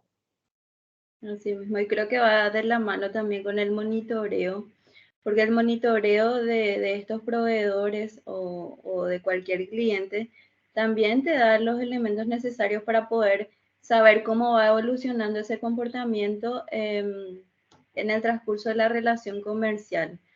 Porque como vos dijiste, la foto al momento de iniciar la relación, el vínculo, puede ser una muy buena, pero después por A o B motivo se fue deteriorando y justamente no solamente la relación comercial está afectada, sino que también la asociación de tu empresa con un proveedor. Claro, claro. Y eso hay softwares que hacen el trabajo de cumplimiento, entonces hace la debida diligencia y uno ya puede dejar anotados los nombres de los clientes, contrapartes, proveedores y hacen unas búsquedas automatizadas todos los días y saltan noticias. Pero muchas veces eso no es suficiente o estos software no son un colador 100% confiables. Entonces lo que le pedimos es que la gente que tenga información, sobre todo información reputacional que pudieran tener las empresas, que se sabe de chisme, de grupo de WhatsApp, de que los cheques falsos corren, que avisen, es decir, crear ese canal para que cuando se entere la gente, por más de que parezca una tontería de que se habló en un asado de tal persona que es mi proveedor y que llevó luego droga en su camión, yo digo, pero tampoco, pero ellos también tienen un contrato conmigo. Yo le voy a preguntar mañana al encargado de cumplimiento, le voy a decir, mira, te cuento mi fuente, escuché un asado, a lo mejor es puro chisme, pero te dejo ahí por si ustedes tengan que analizar la situación. Entonces, esa es la responsabilidad que deben tener todos para poder brindar esa información. No de morbo ni de chisme, sino porque muchas veces esta información reputacional se encuentra en el aire y no en los papeles. Y justamente los reguladores invitan a consultar fuentes abiertas, porque no tenemos una base de datos sólida a nivel local, entonces justamente las entidades que supervisan son las que invitan que acudamos siempre a fuentes abiertas también, así que es una buena herramienta. En Paraguay no existe, ni siquiera existe una fuente formal de quiénes son las personas expuestas políticamente como existen. Entonces, si la persona con que uno va a contratar no declara ser PEP o pariente de un PEP, es muy difícil saber. Porque está la página de a quienes elegimos.org, que es muy buena, pero como al no ser el gobierno, no está actualizada. Entonces, pero ahí la responsabilidad recae en el cliente. Si él nos miente, no es nuestra responsabilidad porque nosotros preguntamos. Vi que Dani tenía su mano levantada, no sé si es que tiene. tenés consulta. Dani. Adelante, Dani. Hola, Dani. Hola Vicky, hola a todos, ¿cómo están? Un Bien, súper bien. rápido comentario / pregunta sobre el tema de las cláusulas de cambio de control, ¿verdad? Porque eso es dar un poquito, quizás la otra mirada, ¿no? Porque a mí que me toca trabajar mucho con M&As, sufro y resufro las cláusulas de cambio de control, sobre todo, más que nada, al vender una compañía, ¿verdad? Porque al fin y al cabo lo único que te sirve es para que tu contraparte te negocie algo para darte el ok para poder darte lo que es de la cláusula de cambio de control, ¿verdad? Entonces, creo, obviamente tiene el lado positivo y creo lo que estabas diciendo tiene súper lógica y es el por qué, pero creo que un poco quizás la pregunta es si de repente ves alguna forma de conciliar esas dos caras contrapuestas, ¿no? Por un lado, la necesidad de cuidar con quién hacemos negocios y que en el futuro sigamos haciendo negocios con personas que sean, que que cumplan los estándares que necesitamos, y por el otro lado, de tener una flexibilidad comercial, sobre todo en un mundo de mucho M&A y de compañías que se venden y se compran todo el tiempo. Entonces, quizás por ahí va mi comentario, pregunta. Sí, tenés razón, es decir, lo que nosotros no queremos es que esto sea un brazo para torcer y tener más fuerza de un lado de la negociación. Cuando nosotros hablamos acá de cambio de control, lo que estamos buscando es que en el cambio de control no exista un riesgo reputacional de las personas a quienes están contratando. Es decir, no porque sea A o B, sino porque B en realidad tiene estas sanciones y esta reputación muy mala que va a afectar a mi empresa. Entonces, cuando redactamos esta cláusula decimos, bueno, por favor, el cambio de control importa y va a afectar si la persona o el beneficiario final que va a tomar el control de esta compañía está en estas listas restrictivas o tiene este daño reputacional. No porque yo quiera nomás. Es decir, no es un cambio de control arbitrario como generalmente tienen estos contratos de M&A y tienen los contratos de distribución. Para la parte de cumplimiento debe haber un raciocinio formal sobre reputación, que es lo que a nosotros nos importa. O sea, por eso estamos pidiendo esta información. Bueno, entonces, como hablamos al comienzo, tenemos programas sólidos, tenemos políticas, tenemos circulares, tenemos capacitaciones. ¿Y qué es lo que dicen todos estos programas? Nos piden a los directores, a los gerentes, a los colaboradores, a los proveedores, en caso de que encuentren alguna señal de alerta o un incumplimiento, por favor, reporten. Entonces, vamos a esa parte. Ay, está con mi computadora. Acá. Entonces, ¿sabían que el 42% de los fraudes de las empresas se detectan a través de canales de denuncia y más de la mitad de ellos son hechos por colaboradores de la misma empresa. Entonces, si tenemos estos canales de denuncia, ¿por qué nadie usa en Paraguay estos canales de denuncia? Los canales de denuncia son una excelente forma de detectar problemas tempranos en una organización. Y estos problemas no son solamente de corrupción, de lavado de dinero, sino a veces son conductas indebidas, son prácticas añejas de cómo hacer negocio o cómo tratar a las personas para poder mejorar la integridad y el ambiente laboral, que es lo que hablamos en un comienzo y también había hablado Ezequiel cuando introdujo. El tema de cumplimiento viene para mejorar y catalizar el sistema integral de las compañías, de la economía, de la sociedad. Trabajar en un lugar seguro implica trabajar en un lugar limpio, un lugar donde se cumple la legislación laboral, un lugar donde se protege a las minorías, no a la discriminación, a las mujeres, a las lactantes, a las personas con discapacidad o capacidades diferentes. Entonces, tenemos que tener nosotros estas herramientas para poder denunciar. ¿Quiénes pueden hacer las denuncias? Los colaboradores, directores, terceros, proveedores, porque cada uno puede denunciar desde donde le toque, ¿verdad?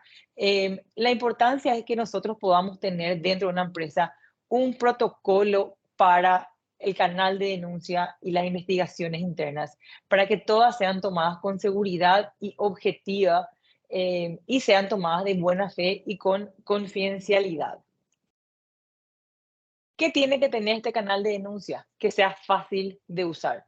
Si nosotros decimos, tenemos un canal de denuncia, tenés que entrar a la página web, registrarte, esperar el correo de confirmación, ingresar tu usuario y crear una contraseña de 8 palabras con 4 símbolos, no va nadie a usar.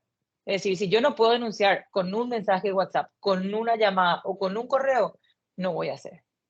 Tiene que garantizar la confidencialidad y el anonimato. Y tiene que tener un sistema de retorno rápido en las denuncias. Al mismo tiempo, tiene que ser de conocimiento público. El número de WhatsApp que va a estar asignado al canal de denuncia de la empresa tiene que estar en el baño, en el comedor, en el ascensor, en todas partes, para que yo pueda distraídamente quitar una foto y hacer la denuncia cuando crea yo necesario. No tengo que irme a buscar en el código de ética y conducta a ver dónde estaba en el párrafo tal.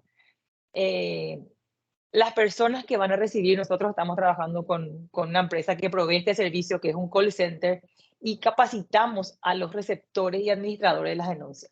Porque el paraguayo, culturalmente, les cuesta hacer la denuncia. Entonces, si además, ya una vez que se anime a hacer la denuncia, no recibe la denuncia alguien que tenga la empatía y el cuidado para hacer las preguntas y el seguimiento correcto, no va a hacer. Y garantizar un proceso de trámite para todo tipo de denuncias. Y por supuesto, mantener un registro y tener las consecuencias correspondientes a las denuncias. Entonces, ¿cuál es el proceso que debe tener? Es una investigación interna. El objetivo principal de las investigaciones internas es poder identificar realmente qué es lo que ocurrió y establecer las responsabilidades y tomar medidas de recomendaciones para el futuro, sobre todo para el directorio. Muchísimas veces estas investigaciones internas terminan en recomendaciones, en creación de procesos, en aclaratoria de procesos, porque la gente pensaba que así se hacía negocio y en realidad estaba escrita de otra manera. En realidad entró una persona a trabajar, pero nunca se le capacitó, entonces no sabía qué es lo que tenía que hacer. Y las investigaciones internas deben naturalmente tener un inicio, una etapa probatoria, un descargo y un resuelve. Y si la acusación, la denuncia, tiene que ver con acoso laboral o acoso sexual, tiene que además cumplir con las resoluciones específicas del Ministerio de Justicia y Trabajo. Entonces, cuando se recibe una denuncia, se tiene que hacer una planificación y eso va a depender del hecho de que está denunciado. Los hechos denunciados ya las personas que reciben deben catalogar dependiendo de la urgencia. Puede ser un robo, puede ser una estafa, puede ser una preferencia, puede ser un conflicto de interés o puede ser que aún con una compañera de trabajo venga todos los días con moretones y sea posiblemente violencia doméstica y su vida esté en peligro. Entonces, tenemos que saber cómo actuar dependiendo de cada hecho. Dependiendo del hecho, también se va a establecer cuál va a ser el medio que se va a utilizar. Si se van a hacer testificales, informe, revisión forense de celular, de computadora, circuito cerrado. Se van a hacer entrevistas, se van a poder pedir, estudiar facturas, y se establece en esta planificación quién va a liderar ya con un equipo externo de la compañía, pero también un equipo interno que no tenga conflictos con el hecho. Porque si yo estoy denunciando que estoy trabajando horas extras y no me paga, claramente no puede haber nadie de recursos humanos que a lo mejor está incumpliendo con ese deber de pago. Entonces, la planificación es muy importante y también, dependiendo del hecho, se ve a cuál entidad se debe reportar. Una vez que se terminan estas investigaciones internas, la recomendación va al directorio de que este contrato se podría terminar, o este incumplimiento pasó en realidad no por la culpa de tal colaborador, sino porque no había una cláusula que prohibía subcontratar en este contrato. La política no establecía, o esto no estaba, no era una cultura dentro de la empresa. Entonces lo que se busca es resolver y que la gente que hizo la denuncia pueda seguir con acceso a una plataforma online. ¿Cuál es el estado de su denuncia? Dar una fecha tope para poder realizar la denuncia y que se haga la investigación interna. Entonces, les invito a que cada uno de ustedes, de donde les toque, pueda trabajar en desarrollar un procedimiento de canal de denuncias internas aparejado de una investigación que vean. Me pueden preguntar si quieren, con quienes nosotros trabajamos, a quienes recomendamos que hacen ese servicio de recepción de las denuncias, porque hay un cambio muy importante en las empresas que tienen y que cumplen con este canal de denuncia, y recién ahí se cierra el círculo de cumplimiento. Cuando yo creo la norma, cuando yo acompaño la norma, cuando yo capacito y cuando yo les doy la herramienta para que en caso de que encuentren algo, puedan ellos denunciar el hecho. Entonces, si tienen alguna consulta, yo podría hablar de esto toda la noche, pero veo que ya es tarde, entonces, y ver cómo esto les puede afectar en el día a día de sus operaciones, sobre todo. ¿Alguien del foro que quiera? Anaí.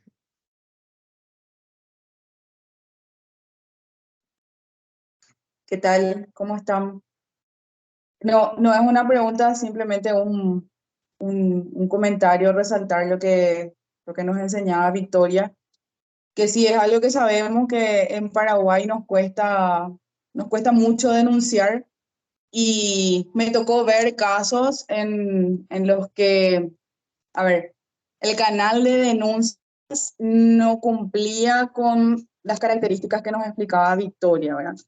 Por ejemplo, al llamar y hacer las pruebas, escuchábamos un tono de un español un poco distinto al del paraguayo, ¿verdad? Entonces uno se daba cuenta de que quien estaba del otro lado era de otro país, y bueno, ahí es como que bajaba probablemente, ¿verdad? Como paraguayo bajaba un cambio y decís, esto no va a resultar, esto no va a caminar, voy a dejar nomás, ¿verdad?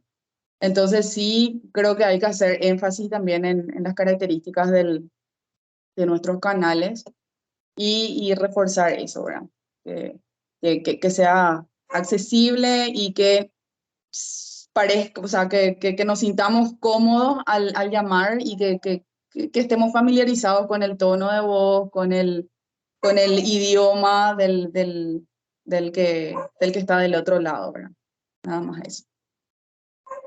Sí, sobre ese punto también justo hace poco habíamos hecho una sugerencia, porque por lo general las personas que de repente se pueden sentir maltratadas son de repente los operarios o personas que están en un estado de vulnerabilidad, perdón. Entonces es como que si escucha a alguien que ya le habla de manera diferente y no puede expresarse, por ejemplo, en guaraní, que de repente es una cuestión, es como que se ataja, no dice todo lo que tiene que decir, pero sin embargo, si ves que es una voz familiar, sobre todo acá en Paraguay que sabemos cómo es. Entonces, si tiene esa entrada en guaraní, es como que sí, se siente, va a expresarse correctamente con toda la formalidad, ¿verdad? O sea, es solamente agregando lo que dijo Anaí, ¿verdad? Y yo creo que podemos hacer la próxima reunión, ya podemos hacer de canales de denuncia, porque es toda una presentación y todo un mundo entrar, pero tiene muchísima importancia. Y pasa con, es decir, las empresas que sí tienen estructuradas, generalmente como mencionan, son las multinacionales. Y nos pasó ahora hace unos meses que una multinacional nos pidió que le paraguayicemos su sistema, porque funcionaba, pero uno llamaba, le atendían con otro acento, tardaba 3 días en que pueda tipear y mandar y todo. Entonces era un vaivén sin fin. Entonces lo hicimos todo local para que justamente reciban con un tono paraguayo, se sientan, si no hablaba el idioma, podía hacer, entender la cultura, entender qué estaba pasando y darle ese acompañamiento. Y pasa no solamente en la recepción, sino al momento de juntar información y de pedirle. Si se hace una entrevista, que sea un ambiente controlado, un ambiente amigable, no un ambiente donde vienen 5 abogados, todos formales con traje y uno se intimida. Darle cuáles son sus derechos, qué es lo que va a pasar, garantizarle un proceso, explicarle que hay una investigación interna. Yo estuve justamente trabajando ahora en 2 primeras investigaciones internas y la gente estaba súper asustada. Pues decía, ¿qué quiere decir? Porque me llega cita con abogado de investigación interna. Y estaban pálidos. Y le digo, no, vamos a hacer unas consultas para poder llegar a entender qué es lo que pasó y cuestiones así. Pero no me van a echar. Y le digo, no, yo no tengo la potestad de echarte. Yo no, ni trabajo acá. Yo solamente quiero darle las herramientas para que vean qué está pasando. Por una parte, la gerencia quería encontrar a quién le iba a cortar la cabeza.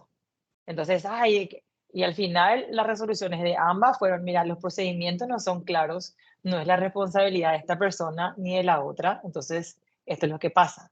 O hay un ambiente, porque es una empresa que tenía muchísimos años en el mercado y había gente que tenía muchos años de antigüedad y trabajaba de otra forma, era más, tenía un tono más duro al hablar, entonces gritaba más y daba órdenes, y la gente que entraba, que tenía 18, que no son ni millennials, ni cómo se llaman los más jóvenes, que no están acostumbrados ni el maltrato, ni así todo era suave, les costaba muchísimo. Entonces, ¿cómo se congenia esa parte cultural? Hubo otro caso también de un abogado que estaba haciendo una verificación y no le habían enseñado que tenía que validar la autenticidad de los QR cuando vienen de la dirección de beneficiario final. Entonces, al final, esta persona terminó con una imputación porque era ese documento era falso y era parte de ultranza, pero el pobre no tenía cómo defenderse. Es decir, yo llamé a denunciar que a mí nadie me dio capacitaciones, que yo había entrado hace 3 meses y no tenía todo. Entonces también sirve para que alguien se pueda defender cuando podría ser la persona de escape. Pero como le digo, a mí me apasiona el tema de cumplimiento, creo una forma de hacer negocio, de hacer transparencia. Estoy convencida de que si nosotros hacemos nuestro trabajo donde estamos combatiendo con la corrupción, estamos poniendo trabas al lavado de dinero y vamos manteniendo el nombre de nuestras empresas y el nombre de nuestro país en alto, por más de que hay veces que la parte operativa dice, ustedes de cumplimiento trancan, es decir, no, en realidad estamos acompañando un crecimiento sostenible hacia el futuro.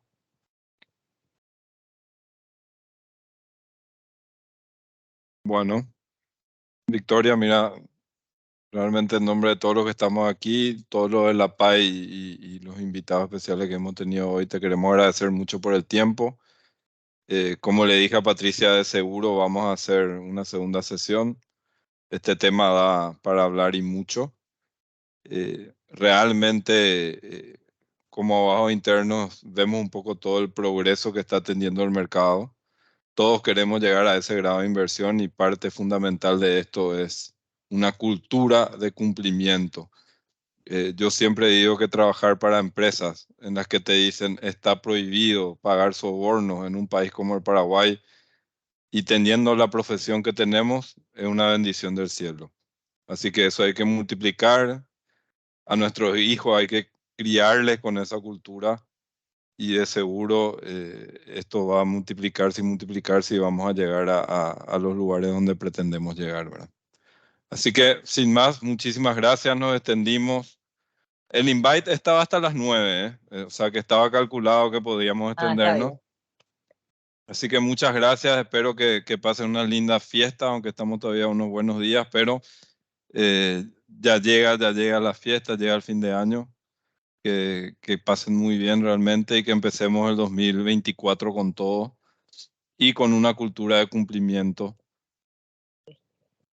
para Muchísimas todos y gracias. para Gracias, todas. Luis, Muchas por gracias. la invitación. Y después a Ezequiel, tengan cuidado porque a fin de año es cuando la gente está súper apurada con todos sus negocios y quiere hacer todos los arreglos.